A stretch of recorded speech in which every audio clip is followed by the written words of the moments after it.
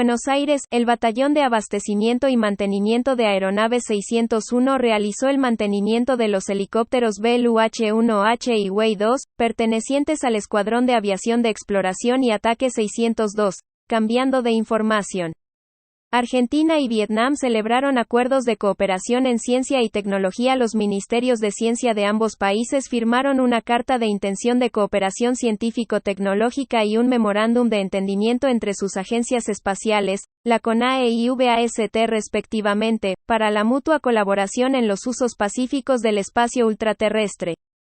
El ministro de Ciencia, Tecnología e Innovación, Daniel Filmus, recibió hoy, en el Polo Científico-Tecnológico, a su par vietnamita, Nguyen Thanh Dat, con quien firmó convenios de cooperación científica y tecnológica y en usos pacíficos del espacio ultraterrestre entre ambas agencias espaciales, la Comisión Nacional de Actividades Espaciales, CONAE, de Argentina y la Academia de Ciencia y Tecnología de Vietnam, VAST, de Vietnam.